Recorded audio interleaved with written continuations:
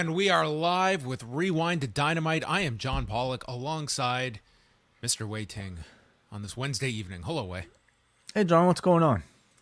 Oh, you know, it's a Wednesday night. I'm looking forward to chatting with you. Do you ever start this show, as I found myself tonight, where it was 7:59 and I just took a deep breath?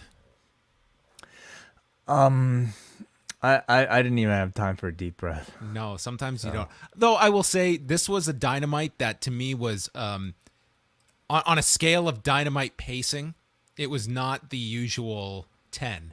It was like a solid 7. Okay? 7. I would classify it more as like a maybe solid 9.2. Did personally. you? Okay. All right. Well, But I mean, I was also trying to heat up dinner at the same time. I wasn't even trying to make. you were trying dinner. to eat during this show? Are Listen, you out of your mind? I had to eat. Listen, I had to. I didn't have time before, and I didn't even go to the. I don't even like go to the bathroom during Dynamite. Even okay? trying I to- don't even move. I don't even leave because I don't have time. I don't even have 30 seconds to spare. I'm not cooking. Like, I'm not taking out ingredients. I'm not opening the oven. I'm trying to heat up dinner. Okay, putting food, I'm cutting a rotisserie chicken so that I can put it on a plate to put in the microwave to punch the numbers. Does this involve stairs? It does not involve stairs. No, it doesn't even involve stairs. Then it's touch and And- go. You might it's- be able to pull that off on Dynamite, but it's still cutting it close. It's like it's running back and forth. It's like, one segment after another that I have to take notes for, check on the chicken, come back in, and then like trying to eat while typing at the same time. That's a whole nother story. No way. You kidding no me? way. Trying to get a drink after that? Forget it. So it was a lot to juggle, just living life while watching this show. You're asking for spillage. There could be a Oh, massive yeah. disaster. Imagine if your power went out with 20 minutes to go left in Dynamite. Like, that was just the end of me that night about a month or so ago. I would just give up on life. I wouldn't go that far. I'd maybe give up on Dynamite, but nonetheless. So, yeah, it's been I'm going to be transparent. It's been a challenging 24 hours. Wait, have you ever heard of a sleep regression? No, what's that? This is something that infants tend to go through around the 18-month mark, and wouldn't you know it, we're right around the 18-month mark, and my daughter does not want to sleep, like almost ever. So she was up so much last night, and then it was compounded by Max also not wanting to go to sleep. Like, I'm downstairs and I look up the staircase and he's lying at the top of the stairs. This is like at 10 o'clock at night, which is just an unreasonable hour that he is up. And yeah, I slept terribly last night. And then today, Evie would not go down for her nap. She usually naps for 2 hours, no problem. Nothing, not a minute of nap. But I think she finally was exhausted by the end of the day and is asleep now. So yeah, these are all, you never know what curveballs are going to be thrown at you. And sometimes I hit a wall. No, I mean, Today was one of them. Yeah, it sounds like it. You might be going through some sleep regression at some point with your schedule. Yeah, perhaps. But I was not on the Daily News Show today. Instead, it was Braden, Davey, and Wai coming together. A great discussion about NXT 2.0. The dangers of tanning beds. Yes, of course. Yeah, never, if you're a champion of any wrestling promotion and you happen to make some enemies, don't go to the tanning bed and don't let people know where your tanning bed is. More importantly, don't go to the beach without a second pair of sandals. That's what I've learned, because you might burn your feet when your opponents steal your sandals. I've watched a lot of goofiness, and that one was really high up there for me of however this thing was executed and thought up. But would you say that the tanning bed incident, like, there's no way that's a misdemeanor? That's a felony, would it not be?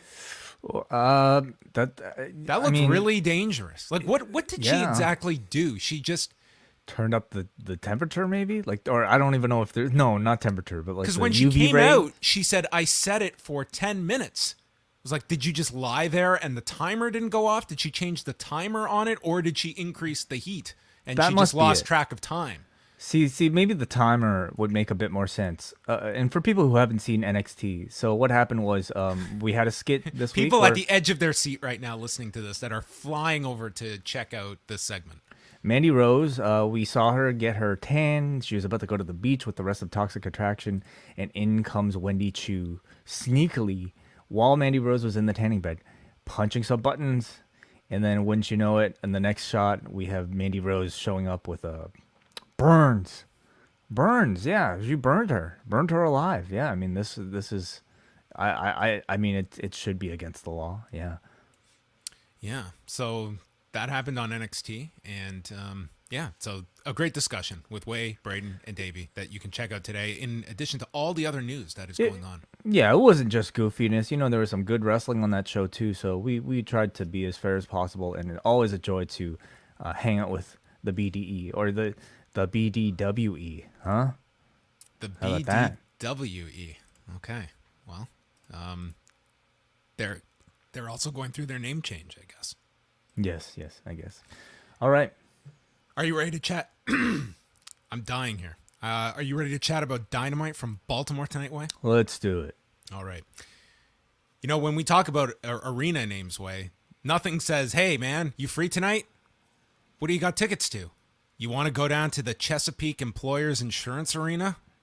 Dude, I haven't been to the Chesapeake Employers Insurance Arena yet. I heard it's like really nice. Like the couple of times that I've been down to the Chesapeake, we've had a great time. Great time. There's nothing better than a night out at the Chesapeake Employers Insurance Arena. Let's start a chant at the show tonight. The CEIA. Yeah, I feel like I brought up Chesapeake before to Jordan Goodman because I don't know, something to do with Baltimore. Well, ROH has run this building multiple times. Right. Okay. This is kind of their home base, Baltimore, or at least was. This is the arena. This is the place to be if you're in Chesapeake, right? Mm-hmm. Yeah, we had about 4,300 tickets out for this show, according to WrestleTix. And Adam Cole kicked things off, coming out to join commentary as we had the Owen Hart Cup qualifier between Bobby Fish and Jeff Hardy, who was having his first singles match in AEW and adorned in black and pink for the occasion. Very cool. Yeah, the only person to have entered thus far who has actually wrestled Owen Hart. Yeah, you're right. So there you go. I wonder if anyone, maybe when the tournament starts, do you think Dax is going to maybe have some yellow and black caution tape trunks? You know, I don't know if that's the era of Owen that people choose to remember him by. Well, it's something you would definitely think Owen if you saw that caution tape, which to me was always one where who came up with this idea? And did Owen feel obligated that, wow, you made these tights for me, I guess I got to wear them? Or did he really think that they were awesome? I don't know. The caution tape was an out there look for him. You know, the 90s were a crazy time. Okay. Wai wants to move on, so we will. Matt Hardy and Kyle O'Reilly were in the respective corners. Sting and Darby were hanging out in the rafters. And Fish goes after the knee using dragon screws. And then there's a Brother Nero chant. Hardy goes for a jawbreaker using his head, which is blocked. Then he tries again and he hits it, but his head is in all this pain from delivering a jawbreaker. So I don't know if that one was well thought out. Hardy sets him up in position for the Swanton. Crowd is very hot for Hardy, but it's stopped by Fish. Cole is looking concerned, and Fish hits the Avalanche Falcon Arrow and turns it into a leg lock after Hardy kicks out, gets to the rope. Hardy elbows him and then goes for a whisper in the wind. And I think it was the whisper part that knocked over Fish, or the wind, from this, because there was about 5% connection between target and assailant. And then he goes for the Swanton, hits it. And, dude, these Swantons look brutal to take. At this point, I don't know if he's doing it intentionally. Oh, okay? Maybe he's showing up in AEW and he's like, I got to hit these young guys with the full brunt of this move. You know, show them who's boss here.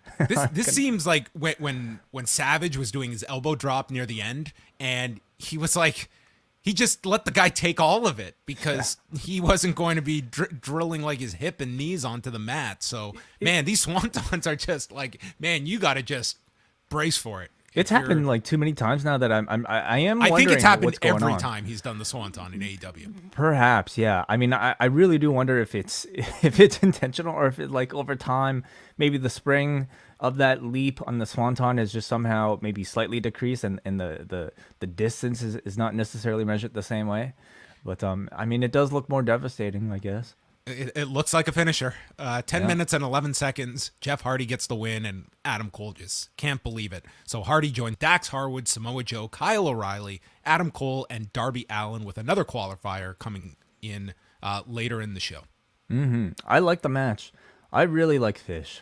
I thought he did a really great job here working over that knee. And I think at this point, Jeff plays a very convincing, broken down babyface. Probably because we've seen how much his body has gone through. Yeah, So it works really out to well. me stood out in a single setting. Like Jeff Hardy, like he's feeling 44. You know what I mean? And it's like, yeah, he's a super over babyface, and that helps a lot. But you're just watching this guy go in like a singles capacity and at a pretty high rate here, going a 10-minute opener. Like the opener on AEW, it's a pretty high bar, given like how they like to start these shows with kind of your big wrestling match to start and end the show. So Yeah. Jeff Hardy qualifies, and we'll get into the brackets later, but it will be Jeff Hardy and Darby Allin in the first round. To many people, I would consider a dream match. How many, like maybe the two most famous blonde face painting guys in professional wrestling history. Do you think Darby will be cool taking the Swanton?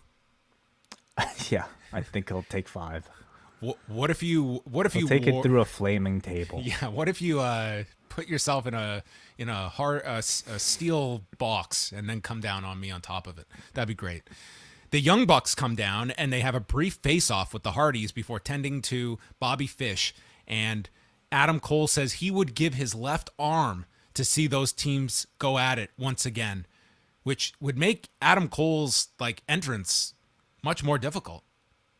It'd be tough, yeah. Keep the arm. What? They'll probably get to the match without you having to sever your arm. So very much a hint towards these two for the pay-per-view, would you say? The two teams, you mean? Yeah.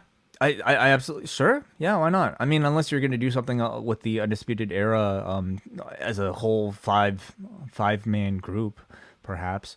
Yeah, you could do that. Would be another option, is like 5-on-5 with, and that could get Sting and Darby involved too, and probably that could be maybe for the best even, and then you find whoever a fifth one is, like a Dante or somebody that could fit in there. Yeah, we're probably unlikely to get a stadium stampede this year, but I mean it is double or nothing, so some sort of like faction war would be somewhat appropriate for them to do. But beyond that, I mean, this I thought was there just to kind of continue to tease the Bucks' loyalty to the Undisputed Elite, and maybe again teasing that babyface turn ahead. So on Tuesday, they put out the Road to Baltimore video, and this was one of my favorite promos. I cannot recall in how long that I've heard the 3-minute and 40 opening of this video with William Regal, where he opens it with the theme of scars and how those are what tells the tale of a wrestler and where he has been.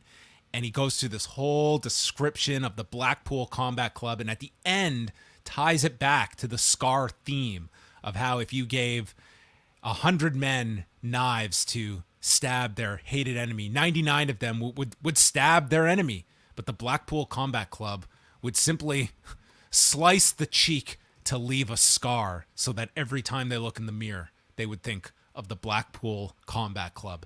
I do not envy the poor editor that had to cut that down to a 30-second version for Dynamite. This was, to me, the highest example of an entire promo that should have just run, and because it was so awesome. When I watched this, I mean, it was like chills watching. I thought it was like such a fantastic promo from William Regal, just like brilliantly performed, thought out, great theme. And to me, it just made the Blackpool Combat Club seem like these dark rogue figures that are just absolutely just maniacs. Agreed, completely. I thought this was. I mean, this had made the rounds online this morning, actually from last night, and I'm so glad that they decided to play it on Dynamite on TNT, sorry, TBS. Where are we now? TBS. To a national audience, to a million people, because if it just stuck on Road 2, I think it would have been quite disappointing. This is stuff that I think needs to happen more on Dynamite itself, these character profile pieces that ultimately benefit not just Regal, of course, but the entire group of people, and makes your whole thing feel that much bigger. So I loved it. I would definitely put it up there with maybe, some of those opening promos as like the best thing Regal has done since he's come into AEW. So I hope we get more of it. So that is our precursor to Danielson, Moxley, and Yuta taking on the Butcher, the Blade, and Angelico.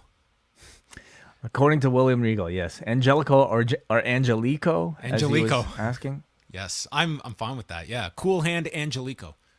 Yes. So Excalibur notes Yuta being entered into the Best of the Super Juniors, and I was curious if they would do something to, maybe you don't even need to shoot an angle. They've explained where he's going, so when he disappears from TV, like, you know where he's going. You don't have to do some kind of, it actually wouldn't make any sense to do some kind of angle. It's part of the story. He's going to Japan to continue to test himself. Yes. Yeah, I'm only curious if we see him next week or if he's off. Like, it starts a week Sunday, the tournament, so this might be. Well, we'll see if he's on TV next week, but that's what's happening with him. They attack the BCC before the bell rings. Regal is learning who this Angelico fella is. And then Danielson is attacking Angelico with drop kicks. Regal brings up, when they're discussing the Forbidden Door, how he wrestled Antonio Inoki. And they have the advantage on, Butcher has the advantage on Yuta. They go through the break, and it's all beating down on Yuta. We come back, German suplex, and he tags Moxley. So he comes in, taking the Blade to the floor, and Moxley catches him with a cutter and then starts biting the Butcher.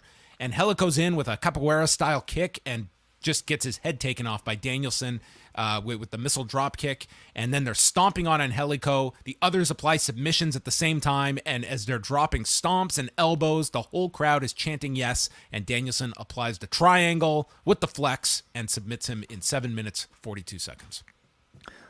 These three, I thought, killed it as always. Like their triple 3-man 6-man matches are always a lot of fun to watch and have been. And I love in particular Mox's unpredictability when he finally got the hot tag here. He, whereas I think the other, Brian definitely takes more of like the maybe submission based approach.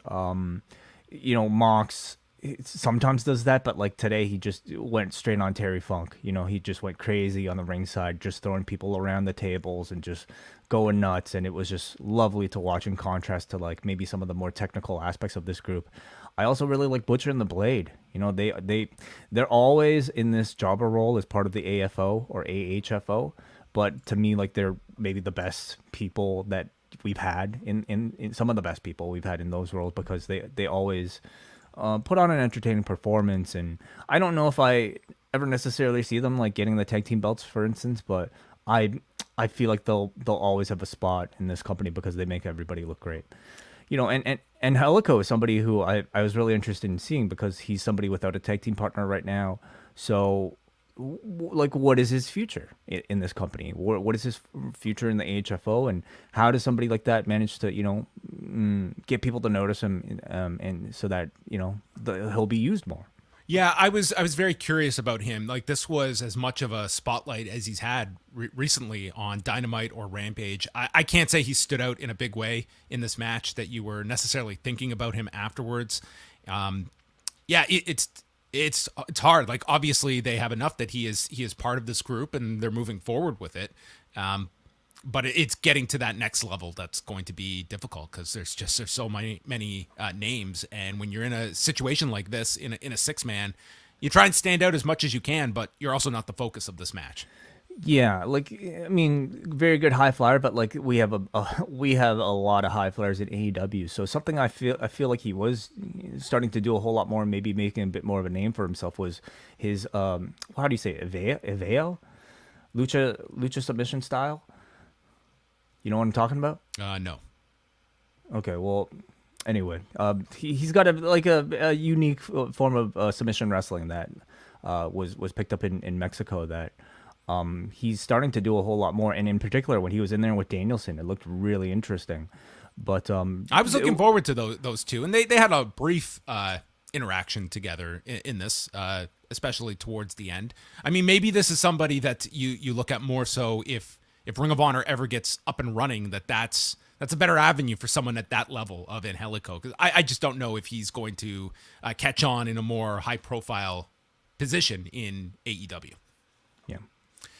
Shivani interviewed Starks and Hobbs, and he's confronted by, or both of them are confronted by the tag champions with Christian Cage. And Jungle Boy says that it sounds like fun facing them, but before they give them a tag title shot, he wants a shot at the FTW title. And I thought Starks was going to respond with why. And Cage says, you never defend that title. And Starks accepts and will prove to him what a man he is next week as Jungle Boy goes for the FTW title. Yeah. Mm-hmm. More belts on the show that I'll tell you, I can understand, like, with this ROH stuff, like, there is a need to keep this circulation of belts. If ever there's a time that we don't need to put any emphasis on the FTW title, it's now. There are so many titles. It does feel like boxing when I'm watching AEW, and you're incorporating AAA with ROH, with AEW titles, with an FTW title that nobody cares about.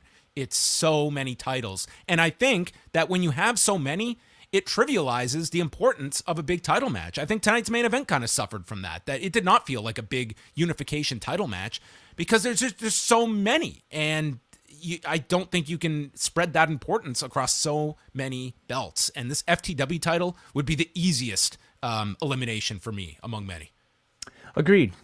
I thought it probably served its purpose for a time, but I think I don't even know about that. I don't know if this has ever had a point to it other than the uniqueness of Taz introducing this belt that he used 2.5 decades ago. Well, I think having the history attached to, his legacy within ECW to bring back for his group, I thought that was worth something for a time. But I mean, it hasn't been recognized, or at least hasn't been constantly defended, and it has not been made to feel important. So if it was gone, I wouldn't miss it. We're also talking about right now, I think this is a show that really needs to think about how it's come across to new audiences.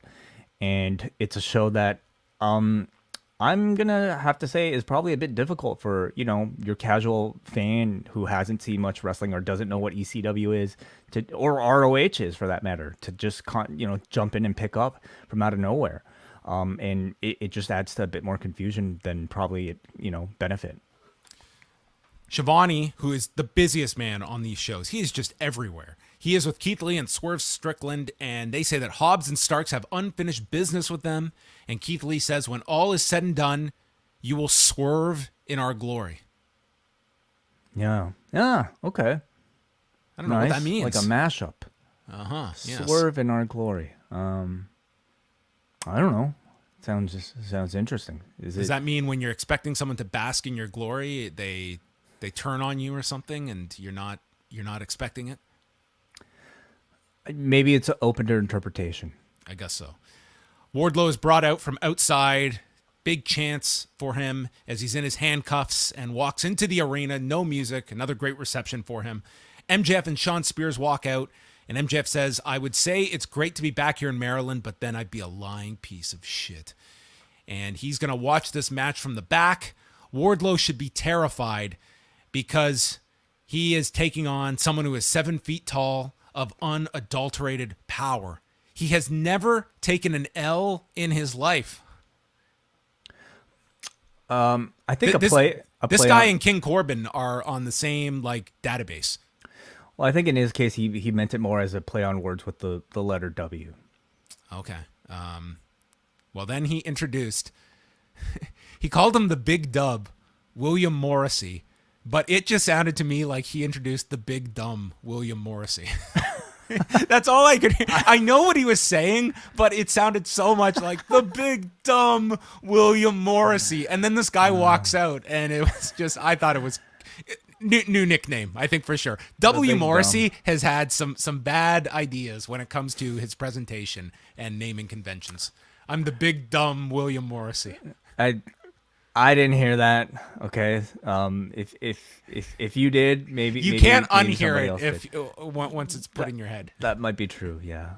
But I You wonder why he doesn't just go with Morrissey. I'm guessing maybe Even William Morrissey, I'd take over W. Morrissey. Yeah, or Will. If you don't want to if you want to decrease the character count. But I mean, I don't know. Maybe he just doesn't want to enter a legal battle with Morrissey himself. So, but yeah, they went with William Morrissey here with his introduction. But everybody knew who he was.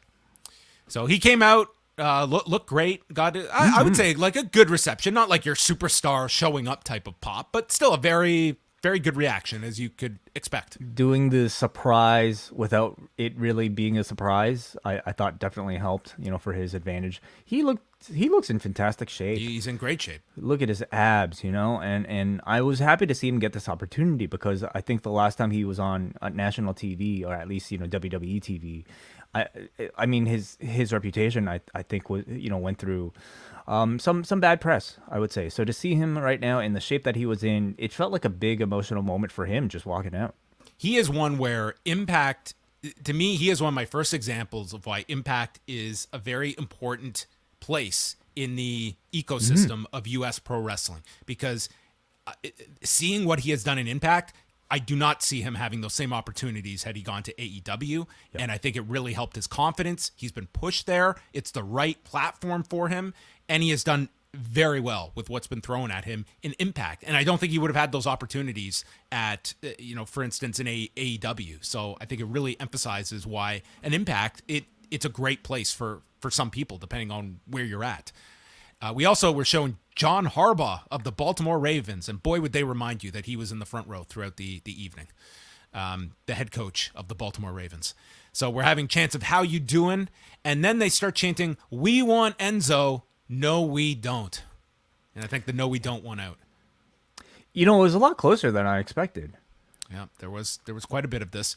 Some nice punches from Wardlow here, and again, kind of the same as Lance Archer. Like, he is playing more of like the usual monster role, but now he is undersized against his opponent. So he did a bit more flying here, sending Morrissey off the turnbuckle, and he delivers this moonsault off the top, nearly overshooting Morrissey. And the crowd cheers this, and he just lifts him up for one big impressive power bomb and pins Morrissey in 5:31. I like the fact that it was just the one. It was an impressive visual. I think if you're W. Morrissey, you didn't want to take 5 of these, and one was more impactful in this situation. The bigger they are, the harder they fall. That's I think physically it makes sense. Yeah, I thought the match was a success. Seeing Wardlow here continue to be an undersized underdog against the two larger men, I thought has been really effective, to further his babyface role. It shows you his versatility and his capability of playing not just the monster, but, a solid babyface in any capacity. Yeah, afterwards, security comes out and he attacks security, and this audience goes nuts for this. MJF and Spears send out the whole army of security, and he destroys them all, including an awesome bomb to one of them onto the other security on the floor. And Wardlow tells MJF it doesn't matter how big they are or who they are, he won't stop until he gets his hands on MJF and can get out of his contract. So MJF proposes a match where if Wardlow wins, he gets out of his contract. But there will be conditions to this match, and they will be revealed during a contract signing, which is not going to take place in a dump like this, but instead the most magical place on earth, which is a shirt that they are going to sell by the boatload next week in Long Island.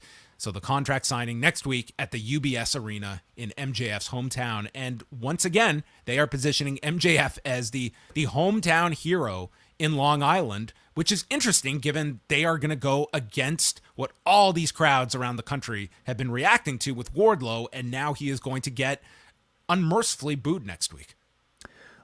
We'll see. I mean, I have no doubt that this crowd is going to cheer MJF.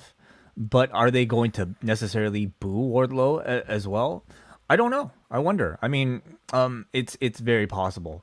This is a contract signing that they're announcing for a week ahead, and usually at the the announcement of a contract signing taking place on a show is not one that I care too much about. I thought for sure the Jericho group would get the contract signing angle this pay-per-view cycle. Contract signing every week, maybe. But the fact that, MJF is promising that we will get some substance coming out of this contract signing by telling us what the stipulation will be already puts it miles ahead of the typical professional wrestling contract signing. So that is curious to me, to see what type of a stipulation they'll have, and also to see what sort of reaction Wardlow is getting, how they'll handle it. Yeah, what could the condition be? Maybe that if MJF wins, then Wardlow can continue to wrestle, but MJF owns the name, and he's going to give him a new name. Okay, what could he be? He's going to be W. Hankerston. Is that his actual last name? No, it's not. I'm just making that up. Shivani interviews Britt Baker, Jamie Hayter, Tony Storm, and Ruby Soho. I couldn't believe this. They must not have left their spots from last week and then the week before that. I hope they bulk shot all of this stuff. Like, just do not. it all in one take. Let's get 3 weeks of segments between you four. Man, they don't have anything until they get to this tag match, and God forbid, until this tournament starts. I mean, they should just have the match standing there, really. Like, that's where they should start. Yeah, it's a bit of a joke at this point. We're finally going to get the match on Friday. I can't say any of these backstage interactions have built it up in any significant way to make me more interested. I was more interested just seeing this match on paper than having consistently the four of them stand around under like this, what they're calling it, what did they call it? Like a no contact thing? No physicality. No physicality. I just didn't think it was the best way to show it, and made the feud feel small. Smaller than I think their star power, like, with Britt Baker and Tony Storm being there, should actually be. So on Friday, this tag match is going to open up Rampage, and they note this is the first time the women have opened Rampage, which is a first time ever that seems like really stretching the importance of a first time ever. I mean, we do recognize the fact that the opening match on Dynamite or Rampage is often the most coveted spot. It's the highest profile I don't spot. know about this Friday. What else is on this Friday? Well, it's on at 5:30 Eastern. Oh, yeah. So I Yeah, don't maybe know. not And this Friday. I will say this. No spot on this Friday show is going to be coveted. No. But yeah, I will say this. They did try to hit hard the 5:30 start time. Like, they were bringing it up in all the promos to set up Rampage to at least, like, they're not throwing in the towel on this show Friday. And then Baker and Hayter just make fun of the other two in their black pleather. Baker's also wearing a Penguins jersey. Has the Leafs game ended? Looks like a reversal of fortunes for them. I've not paid any attention. I can look it up if you want. No, it's okay. Soho warns Baker that she has a receipt coming. Series tied 1-1. Yeah. What was the score? Like 5-1? 5-3 for the 5-3. Lightning. Yeah. Okay. So Baker says she has a receipt coming, or Soho warns Baker she has a receipt coming, and says, if you're waiting for us to go, bitch, we aren't going anywhere. Should have just said, fine, we'll do this segment every single week if you're not going anywhere, because we're going to stay in this interview spot as well. Every week we'll talk. Tony Schiavone bolts it down to the ring, and he says, we've got a pay-per-view coming up May 29th, and he brings out the returning Hangman Page, who I guess is COVID-free now. He says it would be very easy to say how much he respects CM Punk and that he's looking forward to this match. And it would be easy to shake his hand and say that they're going to have an all-time classic for the title. But that's not going to happen because there won't be a handshake or a masturbatory Bret Hart tribute match. I'm going to destroy CM Punk. And this crowd is chanting for Punk. And he eyes this one fan wearing his CM Punk shirt that after Double or Nothing, you're going to be running to the merch stand to return that if you haven't already burned it. And I guess I'm the one that can inform everyone CM Punk isn't here tonight. And I am a betting man, and I would bet that Punk is off filming another TV show. Well, Punk, I'm going to embarrass you. And if you want to fight, you've got one. And it's going to be the fight of your life. I loved this promo from Page. I thought he was great. He said the perfect things coming out here. And I don't know what they had planned prior to him not being around last week, but I thought it kind of worked out, spacing the feuds out or spacing the promos out, having Punk speak last week and then having Page retort. His stature immediately feels elevated going up against an opponent on the level of a CM Punk. For so much of I think his recent feuds, a common complaint has been the AEW champion doesn't feel like he's in the main event. Well, now he's going up against somebody who's a challenger who is the main event of the show. So immediately, Page's words have a lot more attention, a lot more interest in them. And I like the strategy here. I mean, it's a double babyface match. This was not a heel turn. No, this was the right thing for the match where your champion, there are times when he should be the heel, and there's other times where he can be the babyface. And he can easily come out of Double or Nothing stating that he had to be in that mindset to beat someone the level of CM Punk. Yeah, this was not a turn. This was, to me, adding a great dynamic for the match, a more compelling one than if they were doing the mutual. Sometimes the mutual respect thing can work. This was one where I greatly prefer this way they're going about things. Mutual respect, I think, works for like a first chapter, like relatively low stakes, maybe like it works for like for instance this Owen Hart first round match between Darby Allin and Jeff Hardy. I mean, the promo you hear later on from Darby Allin was all respect. If you're building up to a pay-per-view title match, I think where you get past that, and you build up the grudge between the two. And there's no better way of going after CM Punk personally than by attacking his love of Bret Hart, which Hangman Page did here. I loved it. It's a different role for Page, being sort of like the aggressor of a feud and, maybe the slightly less fan favorite going into a program. So I'm really looking forward to seeing him and how he does in this role.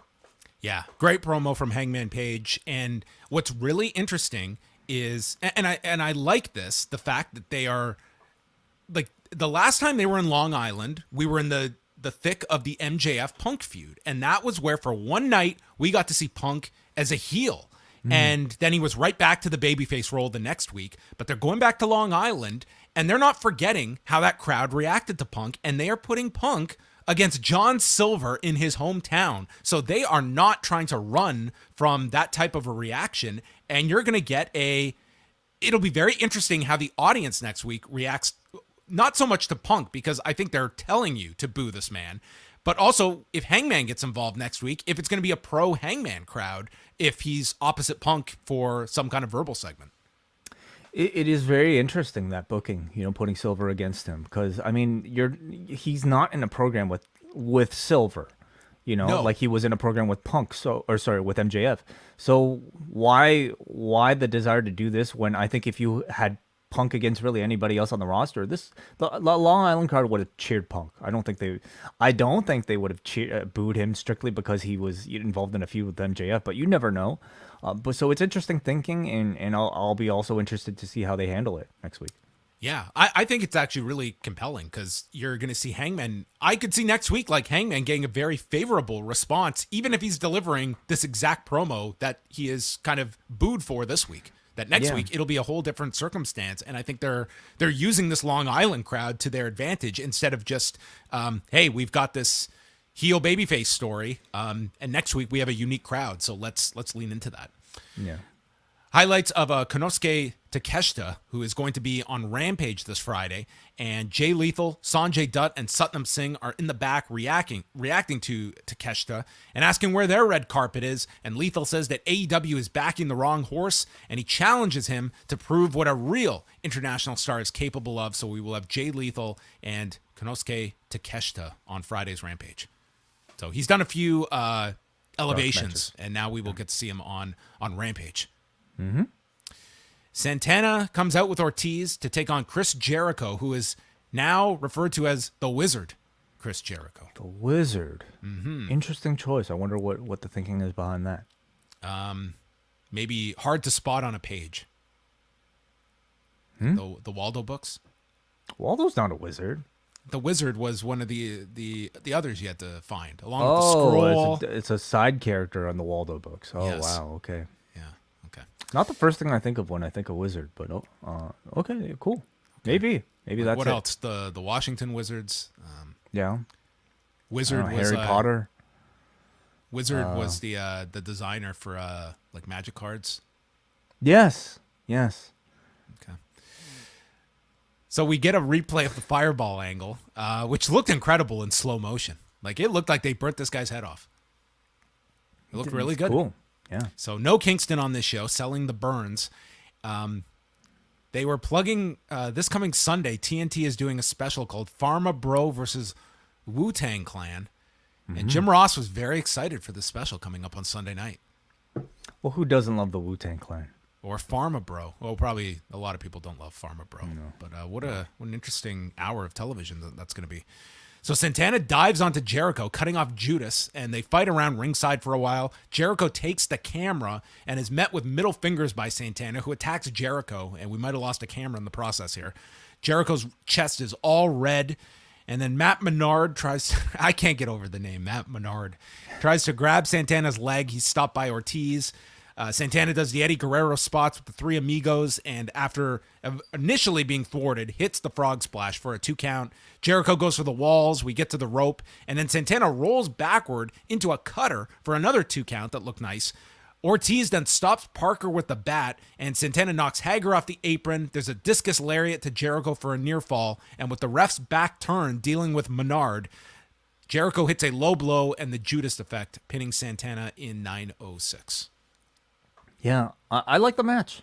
You know, it's not often I feel we get these Santana singles matches, and I thought he delivered.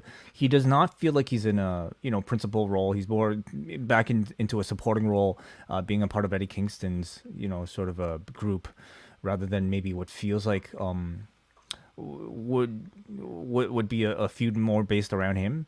But I think he continues to do well. I don't know if he's quite ready for like a main event spot, or at least towards the mix of even the mid card when the talent is so strong in AEW right now. But he's still a compelling character, I think. There were some flashes in this match. I wasn't as over the moon about the match at this point. I think with Santana, I see long term a lot with him. But it's hit and miss sometimes. Certain time, I just think he hasn't put it all together quite yet. But there were some nice near falls in this match. He had the backward cutter. The Eddie spots got over with the crowd. And then afterwards, it was just a 5-on-2 attack. And the crowd is chanting for Eddie with no respect for this fireball angle. I mean, come on, guys. And they just hit Ortiz with the bat, and Judas plays, and that was it. So no backup for Santana and Ortiz. And I guess that will be... I guess that is more likely to be your 5-on-5 scenario at the pay-per-view, and maybe we don't get a undisputed. Although they have really pushed the Undisputed Era as your 5-person unit, so we will see. Maybe multiple 10-man tags. We'll see. Samoa Joe then addresses Jay Lethal, stating that challenges are a territory of brave men, and asks if Lethal is brave, and he's coming after him on Rampage Friday. So. This is almost like telegraphing a run-in or some sort for Lethal's match with Takeshita. Perhaps, yeah. And we also wonder who the Joker is. That's right. Samoa Joe will have the mystery opponent. The people are throwing ideas out. Many different ways you can go, I guess. The Gun Club have gifts that they present the Acclaimed with. They open the gifts, and they are scissors. They ask what this means, and Billy Gunn scissored the Acclaimed. Got a live scissoring here on TBS. Yeah, no warning. I believe it. Really pushing the envelope here. Yes, this was at 9 p.m. Scissoring from the ass, man. The Varsity Blonds are in the ring, and Brian Pillman has the mic. He stands here a humbled man after their encounter with the House of Black several months ago. Julia Hart's mind was poisoned. We're getting constant cuts to John Harbaugh. And then he refers to Harbaugh. So just seemed like they were on the different page here. And notes that John Harbaugh was the best friend of his father. They were actually roommates together. And says that the advice Harbaugh gave was to attack each day with an enthusiasm unknown to mankind. And today is a new day. And I'm feeling really goddamn enthusiastic. He was hilarious. It was really funny. And I'm enthusiastic about keeping this group together. So let's fight. This was... It feels like any sort of maybe corporate retreat where the CEO tries his best to do a charismatic speech. And this was like Matthew McConaughey pumping his chest. Who was that presidential candidate years ago that was like, and we're gonna go to this state and then this state. Oh God. He was the head of the DNC for a long Yeah. time. And he basically ruined his chances because Chappelle. Which did a is whole like, sketch. think of how ridiculous that is. That this guy just like screamed at too high of a pitch, and that ruined his presidential candidacy. Oh, Dean, yeah, Howard Dean. Howard Dean. Howard That Dean. was it. This was ridiculous. It was so ridiculous. I thought it was ridiculous at the time. It's like, okay, he's just excited. I'd rather see some life in this guy. Well, listen, I mean, so they ended much up going of with it- John Kerry, the guy that was like, oh my God, great politician. But I mean, clearly the better tact, I suppose, like when it comes to perception. So yeah, I mean, this felt like it was a Brian Pillman Jr.'s Howard Dean moment, and I mean, I don't know if it was intentional or not, but I thought it kind of worked for the segment, actually. I thought this was a very shaky start with this promo. Like it did not feel comfortable. When he got into like the screaming stuff, I thought that was like the most solid ground this promo was on. It was compelling, yeah, and it worked out. Yeah, of course a guy would get emotional saying these words. It was believable, yeah. So the House of Black enter, and Pillman and Garrison will not back down, and they get attacked by the three. Matthews lawn darts Pillman into Griff Garrison, who is then hit by a cannonball from Brody King, and Malachi Black walks up to Julia Hart. And this is going to stun people, but Tony Schiavone brought up that she is only 20 years old and is the youngest member of the roster. Wait, she is 20. I wonder how long that stat is going to last. I mean, is it Nick Wayne Until she turns 21. Well, isn't Nick Wayne technically on this roster or not? I guess he's got he's been given like the promise ring of contracts. Oh, okay, gotcha. Okay. gotta So finish where do high we draw? school Where first. do we draw the line before somebody actually gets called up? Is it 19? Is it like? It must be, I guess. Well, he's got graduate high school, so what's that, like 18, 19, depending on when he's Yeah. born? I think Nick depends. Wayne is born like in the summer or something. So he's going to be 17 this summer, which is crazy. That is nuts. Wow. They hand a chair to Julia Hart, and she stands over Griff as Buddy Matthews is coaching her on how to do a chair shot. But she can't bring herself to do it. She still has some good left in her. And Black rips off her eye patch. The crowd, mind you, wanted to see her just turn on this guy and attack Griff. So not a great place to be for the Varsity Blondes, as this crowd just wants to see them decimated. So the Death Triangle come out, House of Black retreat, and that was this. Does this all culminate with the Varsity Blondes being indoctrinated into the House of Black? All of them? Did they be the Varsity Blacks? That's not a great name. Well, maybe Brian Pillman Jr. could go to the retreat and be the motivational speaker for the House of Black. Maybe, yeah. He should be the minister at the House of Black. I don't think I'm pretty goddamn excited. Okay, we're making fun, but I thought he was great. I really like Brian Pillman Jr. I don't think he gets to speak enough, and I did not mind the enthusiasm. I thought it worked out perfectly. I thought the here. yelling was fine. I had no Yeah. issue with the yelling. I thought the segment overall was good, compelling stuff. You know, it's been built long term here. Julia Really Hart has long. been putting that makeup on her face every single time she's gone out to TV for months and months and months now. And they decided to cash out here to further this Death Triangle House of Black feud. I liked it a lot. I hope the I Varsity think this Blondes- angle started when she was 19. It did. You are not wrong about that. She's no longer a teenager. Yeah, it's crazy. It made the House of Black look horrifying, I thought, standing around this defenseless little girl like that. So I thought they all did a good job, and I hope they get to stick around, and it's not just a Death Triangle feud after this. Jade Cargill is with the baddies, and Mark Sterling, she is now 30-0. And Red Velvet says that she's going to win the whole Owen Hart Cup. Jade notes that'll make 2 champions, and Kiera ends it. And that's all, period. I really like these three together. I think they work off each other well. They come off so charismatic. I think Jade feels like a bigger star having 2 people to her side. I just think they work off each other really well. I like this pairing. I completely agree. Yeah, everything about it is good. The fact that I think we actually have like dialogue from one of these like women's backstage interviews that sounds like somewhat authentic and cool is a positive as well. So yeah, definitely a bright spot. Then it was time for Rey Fenix and Dante Martin. And I took another deep breath as the bell rang for this one. I was both looking forward to this match all week and dreading this. To recap. Yeah. But I think I did okay. Is your keyboard okay for this? It was okay. You know what? It forces me to like edit a bit. It's like, what are the important things? So they just start off immediately. Dante leaps over Fenix, who then spins out of the ropes, and we see this big drop kick that sends Dante out. This was just a crazy drop kick. Phoenix then scales the rope and hits a high cross to the floor. So the man is back from injury, folks, if you missed Triple Mania. Picture in Picture, which was, I'm going to nominate this for the end of the year awards. We're going to do Best Picture in Picture. And this was my candidate. This was an amazing picture in picture.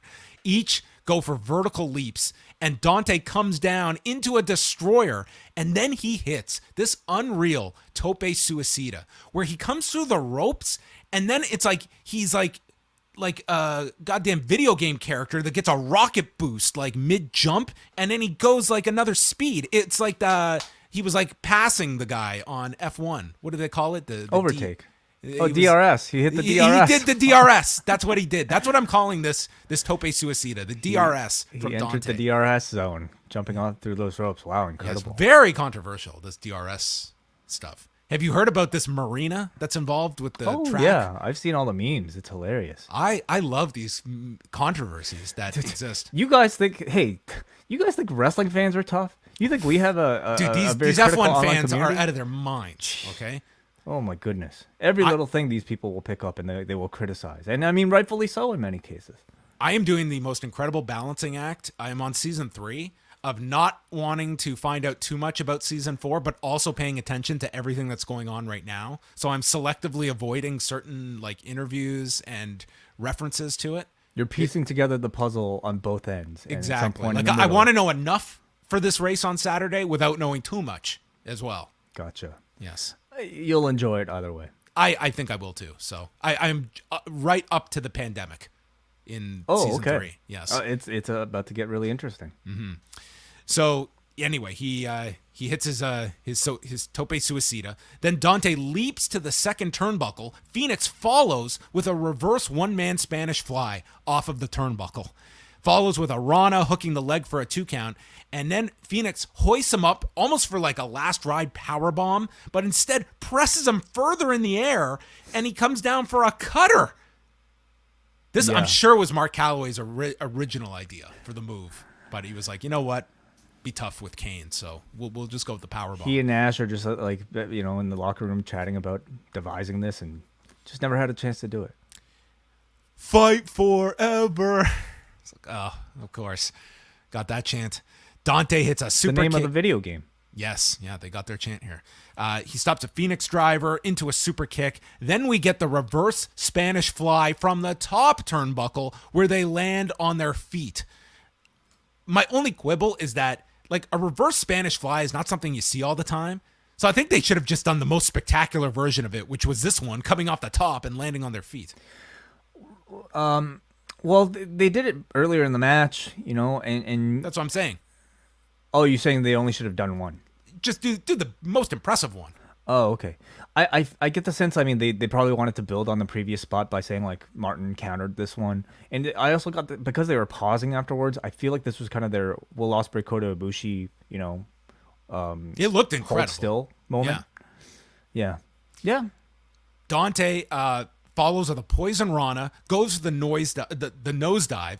It's avoided, and then Phoenix gets him on his shoulders and then hits like this driver, almost into a pile driver. I don't know if there's a name for this, if this is new, but that's the finish. And he pins him in 9 minutes and 40 seconds, hugs Dante afterwards. This was incredible. This was like, I wasn't as like super high on, like this to me wasn't a high level of Dynamite, but this match was spectacular. This was my match of the show, hands down. Oh, hands down. Absolutely. Yeah. Really great, really innovative aerial battle that in many ways I think just defied physics. You're talking about two of the best, maybe the two very best, high flyers in this company that has a lot of great high flyers. And one who's just had his first match back on Saturday after 4 months. Yes, absolutely. I feel like this was everything we expected and anticipated, and then some. it's the type of match that I could definitely see people who aren't fans of this style picking apart because this didn't look real, this would never happen. But I hope that, you know, even some of those critics can appreciate the athleticism and the creativity and just the impossibility of like, man, how many things could have gone wrong in any of these spots, and they didn't. It really was just amazing, and to me, just like, you know, adds to the variety of what professional wrestling offers. And try and watch some like poor man's versions of this match, of trying some of this stuff off, which would have been a mess, and have some incredible respect for the precision that they had. Like, dude, they nailed this stuff. I was in awe of this. I really believe this is one of the best TV matches this year. I thought this thing was just unbelievably great. And so our brackets for the Owen tournament: Fenix versus Kyle O'Reilly, Samoa Joe and the Joker, Jeff Hardy versus Darby Allin, and Dax Harwood versus Adam Cole. So next week it'll be Jeff and Darby and Dax Harwood and Adam Cole. So this is going to be a hell of a tournament. It's looking amazing. Dude, the tournament hasn't even begun yet, and it's already looking amazing, you know? So let's look at the brackets here. We've got, Rey Fenix and Kyle O'Reilly, you know, is going to be awesome. Jeff Hardy, Darby Allin, again, for many people, is going to be a dream match. Cole and Dax Harwood, that pairing is really interesting because you have, you know, Sean and Brett. Sean and Brett, exactly. You have a wrestler who very much models his career, or at least his style, after Shawn Michaels, versus Dax Harwood, who has become, you know, AEW's version of Bret Hart. So there will be a lot of tribute spots I'm anticipating for that one, and I look forward to that one very much. And then we've got Samoa Joe versus the Joker, which is, who do you think so far? I mean, when I posted the brackets, I saw a lot of people guessing Cesaro. Wow, really? To introduce him this way. Now, is he going to win the thing? I think if he comes in, he should win. How far is he going to go? I mean, and again, it's a question of whether that it's him or not. Like, honestly, whoever it is, if you're bringing in someone new, they should probably be winning if that's their introduction, or they just have an unbelievably kick-ass match, which I would assume a Joe and a Cesaro would. That losing is not the worst thing in the world. Yeah, I mean, that almost feels like Cesaro almost feels like too big of a guy to just kind of throw in here in like the opening round of a tournament. But what move would Cesaro win with? There's a guy that uses the sharpshooter. Okay, one of many. Like, a lot of people use a sharpshooter, but okay, but he's got the history with teaming with Tyson Kidd. Like, there's that connection to the family that not all these other guys have. I don't know if it's strong enough for me to think that, but sure. Like, I mean, you know, you could debut him at any time, and I think he'll be. Does someone else come to mind for you that would fit? Well, I mean, obviously somebody involved in this current feud that Joe has with Lethal and Satnam Singh. It would be a letdown, I think, if it was either of those two. I don't think they'd make that a mystery if it was just going to be someone off the roster. Like, I think it has to be a big surprise debut if you're billing it as the Joker. Yeah. Give me your prediction for what the second round matches will be. Who's the final four? So Phoenix and Kyle O'Reilly. I think Phoenix, Kyle O'Reilly. I'm gonna go with I think the Joker's going to win, first of all, and we can presume that the Joker will be a heel if Samoa Joe is a babyface. If it is Cesaro, I want to see Cesaro and Phoenix in that second round.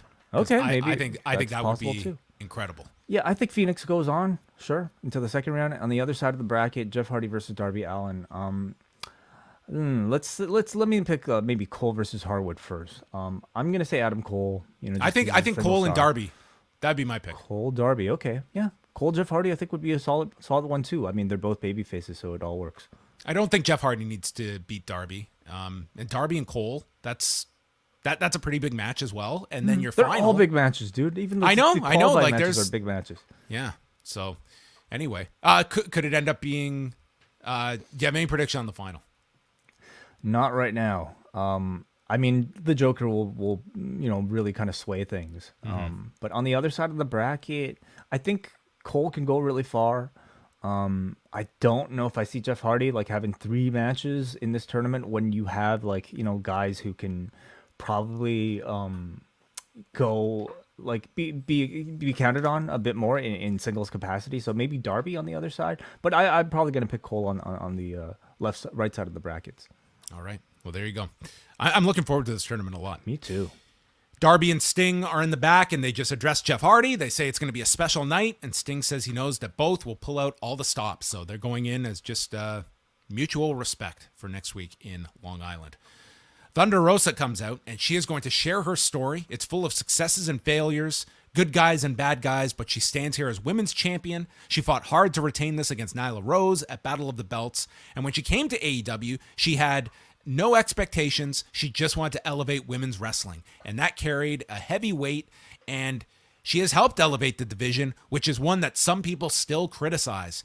And she's one of the best and wants to face the best and the most experienced that are out there. And before she was Thunder Rosa, she used to drive 8 hours up the coast of California to see one wrestler. And she wants to call out the number one contender, Serena Deeb, who comes out and she acknowledges that Thunder Rosa has scratched and clawed her way to the top to earn this respect. And she respects Thunder Rosa and believes that they can make this the best women's division in the world. But in order for that to happen, the best women's wrestler in the world needs to be champion. Thunder Rosa says, I am the best. And Deeb says that I'm going to bring up what everyone says, but no one will everyone thinks, but no one will say that I'm on another level and in my own class, and it's time for me to have the title. And Deeb says that she's going to give Thunder Rosa the shortest women's title reign in AEW history because at Double or Nothing, I'm taking your title. So our second match official for the pay-per-view. I really love the content of this. You know, from it's weird, but like it still feels refreshing just to have a segment where you have, you know, two female wrestlers trash talking about who can be the better wrestler. That's your story. It's like that's all it needs to be. And yeah. I always like in a situation like this where the champion gains something by winning. It's not just retaining your title. It's like by you beating this person you hold at a very high regard. Beating them signifies that you are above them. Totally. Absolutely. And for them to be able to do this out in the crowd, I think was also a big positive rather than just the short segment with Tony Schiavone in the back. You know, those end up feeling kind of cold. And like this was, I think, something that really the energy was definitely that much bigger having taken place on live TV. And I think Rosa's opening promo was strong. Her presence has been pretty low, I have to say, since she's won the belt. She hasn't been on many, I feel like Britt Baker we've seen more of than, you know, Thunder Rosa. And maybe we should because Baker is the bigger star. But you want the champion to feel like the bigger deal. And I thought this promo was very necessary. They established their personal connection between the two. So it's not just, you know, number one contender versus champion. There is a personal grudge between the two. And I thought Deeb sounded strong overall. I don't know if it sounded like, in terms of delivery, the most authentic. You know, it felt very much like, hey, I'm going to go, you go. We kind of have our planned scripts, and here they are. So maybe that part of it wasn't as perfect as I thought it could have been. But overall, I thought it was a real positive.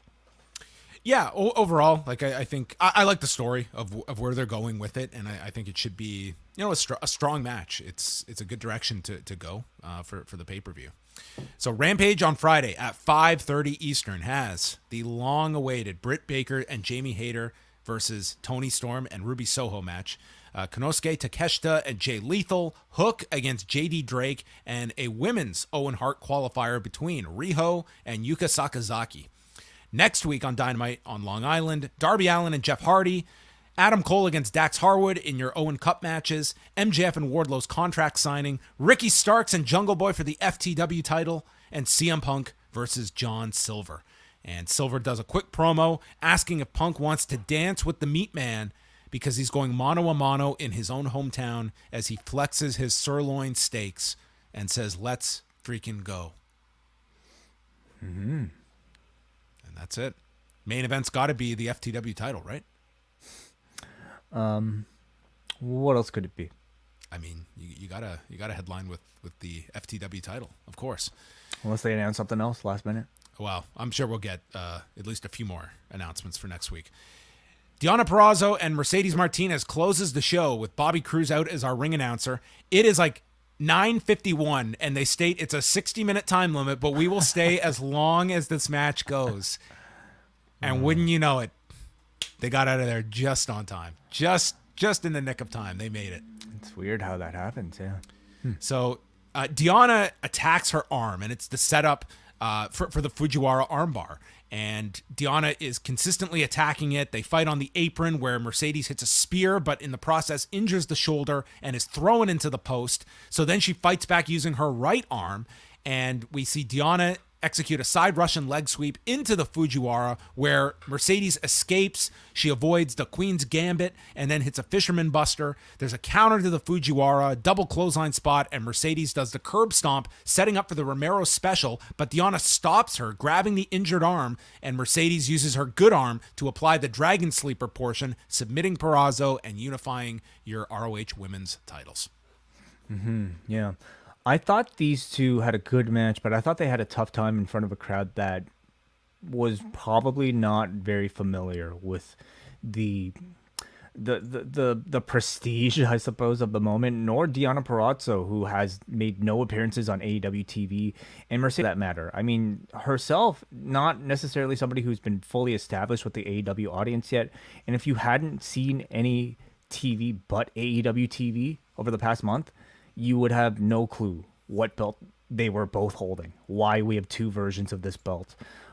So, you know, all we got really on TV was like a little promo segment from Mercedes Martinez on Rampage. And if you missed that, and I'm guessing many people would have, if you blinked, you'd miss a segment like that on Rampage. I don't know how much interest there was in the unification of all of this. It just kind of felt more like we got to get the belt off of the non-contracted person onto one of our people, and this was the time to do it. I'm happy that it was the main event. I think a title match like this, you know, should be just to set the precedent. It should be way, but it wasn't built up to it, and to me, that's the problem. It didn't have the stakes, and I didn't think that this felt like a regular Dynamite main event. Yeah, I mean, and they shot stuff for Road to. It's stuff that, like, especially for people that haven't been on TV, and people, it's one thing I think when it's like Minoru Suzuki, which even if like the audience at home doesn't know who he necessarily is, the people at the arenas treat him like a big enough deal so that you could do a Joe versus Suzuki and have a crowd go crazy for it. You know, with all due respect, Deonna Purazzo and Mercedes Martinez are not at that level. So you're going to have to, you know, do a bit more work to make it feel important. And it was just kind of thrown out there cold. But, you know, I thought the women did the best that they could under those circumstances. It was a fine match. It didn't feel all that heated. The importance wasn't there. And as much as I love that Regal promo, I'm glad they put an edited portion in. For this show, it would have been more important to build up this match with that real estate on the show and be building this throughout, because it's a cold match if you're not someone that followed Supercard of Honor or are aware of these Impact. Two titles or any of this stuff that's going on, and you're making the conscious decision to headline your show with it. That's fine. You can headline with a unification match on its own, should have that, but you need to add the importance and why this is important and not just throw it out there. I think they relied way too heavily that just title unification is going to mean something, and it didn't feel like this crowd in Baltimore saw it at that level. And you would expect any place to react well to an ROH title match, it would be Baltimore, and it didn't even work here. And it was the opposite of the usual formula, where it was like they had to follow this like unbelievable match in like the semifinal spot, and it was difficult for the main event to follow it. Yeah. But I mean, there's no way around that. You know, if they put this at 9:30, a title match at 9:30, people would have complained, "Why? How could you put a women's title match at 9:30?" Right? I don't disagree with like headlining, but you got to do the work. You got to do the work to justify a main event, and that's where I think it fell flat. So there you go. That was an episode of Dynamite that I thought the high point was Phoenix and Dante Martin. I would certainly recommend you watching that match if you missed it on Wednesday night. Some of the rest, like I don't think there were any like bad matches on the show, but there was one really, really great match for me. Yeah. I thought it was an overall enjoyable show, as Dynamites usually are, even when I am trying to eat in the middle of taking notes for it. I thought the Wardlow stuff came across really well against William Morrissey. I thought the stuff you did to build up the Julia Hart angle, I thought came across really well as well. Like overall, I just thought everything was a success, you know, in terms of building to a pay-per-view or just further along an angle. Yeah, I like the fact that you can watch this, and I think you probably have a good sense of like at least 50% of the Double or Nothing card. You can see where things are going, and they're not just throwing out a million things at you that you can't retain at the end, which sometimes is an issue on Dynamite, but was not the case for me on Wednesday. Feedback comes to us. Do we want to go to any super chats first? Yeah, sure. We go to just one super chat, I believe, and this one comes to us from Fact Channel, who sends us a super chat. Thank you for the support, Fact Channel. He asks, what AEW faction would you guys join? The Gun Club. Really? Okay. They seem you got your scissors? No, I don't. I would join. Who looks like they have a good time? I mean, I want job security, so I think I would pick a group that would at least be over enough that I feel like I'd be sticking around. I think I would pick. I'd pick the baddies. I'd join the baddies. I think they're on their way up. Okay, well there you go. Period. Okay, we start off with Muggin on the forum. He says the Julia Hart angle has been slow burning for months. I don't know if that's unintentional or not that he's using that description. And it's a lot closer to the end. It's only a matter of time till she joins the House of Black. Dante and Phoenix was a damn good show, a damn good match with great chemistry. Who does Proud and Powerful in Kingston bring in to help them against Jericho and company? I hope it's Homicide and Hernandez. Hangman's so smart to read the room by leaning heel in this match with Punk. Purazzo and Martinez was a solid main event, and it raises more questions about when ROH is going to get a new network, having all of their titles on AEW TV. He predicts Miro as the Joker to face Samoa Joe in the Owen Cup. Good prediction, yeah. Possible, yes. Definitely. In Hernandez, Homicide, yeah, very possible as well. You know, I think they're like well ingrained enough, like with their LAX history, that I think the audience would immediately recognize and react to them. So that would be a solid choice. We got a Kate from Montreal who says, as somebody who loves the flippy shit, Dante versus Phoenix was a real high point for me. I hope they'll find an excuse to run that back or do a Lucha Brothers versus Top Flight when Darius is healed up. I do wish that they had sped up the Julia Hart turn a bit because it's been treading water for a while now. Also hoping that we get some clear direction for the Jericho Appreciation Society versus Eddie/Proud and Powerful, since it feels like it's time to really start building what I assume will be a 5-on-5 match for Double or Nothing.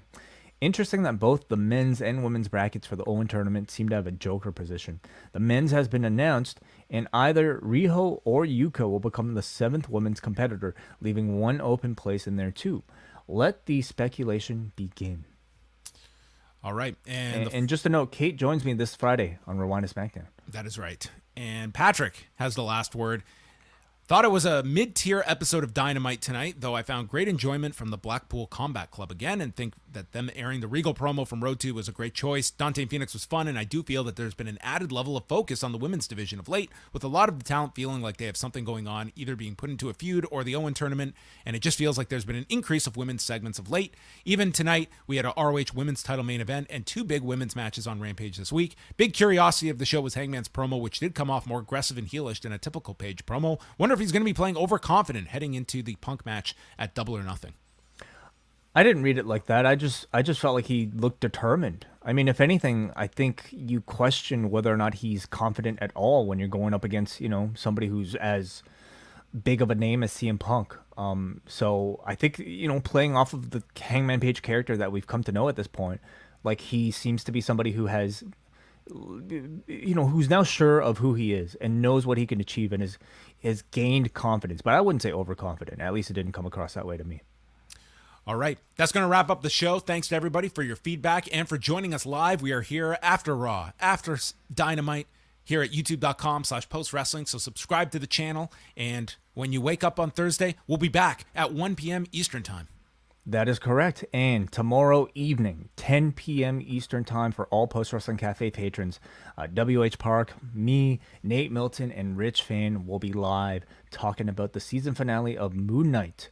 So you can join us there. And if you can't join us live, it'll be up on the Post Wrestling Cafe feed afterwards. So it's still the beginning of the month. So really the best time to join the Post Wrestling Cafe right now. Yes, postwrestlingcafe.com, $6 gets you in the door with multiple bonus shows every single week, including Rewind-A-SmackDown. This week's Rewind-Away already available, covering the Tokyo Dome card of January 4th, 2003. And we're going to be doing 3 Rewind-Aways this month, so you can catch that. And Way, forget about AEW. He's got his faction on Thursday night. Who would want to leave that group? The 4 of you versus the world. Yes. That All is right. correct. Can you give us any tease about the finale of Moon Knight in one sentence? Um. Um. Tune in on Thursday night for this and much more. I look forward to this review. Do you think I'll be lost if I listen to this just out of context? Yes, you will. Okay. Well, nonetheless, we can try. That's it. Thanks to everybody for tuning in, and that concludes Rewind-A-Dynamite.